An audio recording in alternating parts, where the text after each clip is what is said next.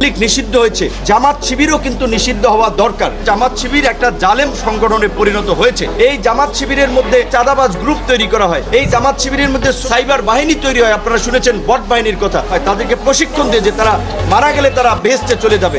সারা দেশের কর্মকাণ্ডটা দেখাচ্ছে যে জামাত শিবির একটা জালেম সংগঠনে পরিণত হয়েছে।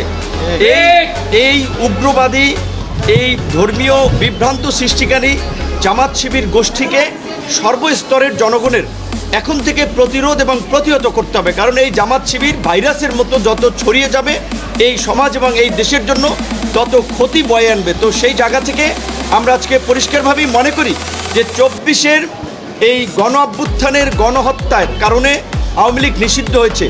71-এ কিন্তু এর চেয়েও ভয়াবহ গণহত্যা, লুটপাট, গণধর্ষণ হয়েছে। সেই 71-এর গণহত্যা, গণধর্ষণ এবং লুটপাটের কারণে জামাত শিবিরও কিন্তু নিষিদ্ধ হওয়া দরকার। কাজেই সেই জায়গা থেকে আমরা অবশ্যই রাজনৈতিক বিভিন্ন পর্যায়ে নেতৃবৃন্দের সাথে আলাপ করব। এই জামাত শিবির এবং আওয়ামী লীগ এই একই ধরনের ফেসিস্ট। আওয়ামী লীগ সুযোগ পেয়েছিল ফেসিস্ট হওয়ার, তাই তারা ফেসিস্ট হয়েছে। জামাত শিবির সুযোগ পায় নাই ফেসিস্ট হওয়ার, তাই তারা ফেসিস্ট হয় নাই। সুযোগ না পেয়েই তারা যে ধরনের তাণ্ডব তারা চালিয়েছে, তাদের অতীত ইতিহাস, সেই রক্তকাটা ইতিহাস, ধর্ষণের ইতিহাস, দখলদারিত্বের ইতিহাস। অন্তর্বর্তীকালীন সরকারের সময় আমরা দেখেছি কিভাবে এই ছাত্র আন্দোলনের নেতাদেরকে ব্যবহার করে তারা বিভিন্ন সরকারি অফিস, আদালত, ব্যবসা প্রতিষ্ঠানে দখলবাজি, চাঁদাবাজি চালিয়েছিল।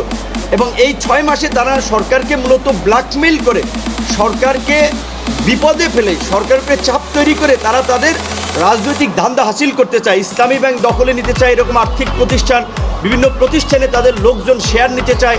একটা ভাগ বাটোয়ারা তারা চায়, প্রকৃত অর্থে ক্ষমতার ভাগ বাটোয়ারা। কাজেই এই জামাত শিবিরকে কোনোভাবেই সুযোগ দেওয়া যাবে না। এরা সুযোগ জেলে ভবিষ্যতে এই দেশ তথা এই জাতির জন্য। বেটা বিকাশ নূর তোরে ইচ্ছা মতো গাইলেইতে মন চাই কেন জানোস? কারণ তুই এখন জামাত নিয়ে পয়রা রইছ, জামাত শিবির নিয়ে পয়রা রইছ। জামাত শিবির তোরে কি করছে? আর জামাত শিবির এইটা আসাল এইটা আসাল, বেটা বাংলার মানুষ জানে না ক্ষমতায় বিএনপি আইছে, আওয়ামী লীগ আইছে, জামাত শিবির কি ক্ষমতায় আইছে রে বেটা? যা কবি তাই বিশ্বাস করবো মানুষ? হ্যাঁ, এগুলা খায় না। আল্লাহ ভালো, ঠিক আছে, আল্লাহ ভালো, নিজের শুধরা, ঠিক আছে।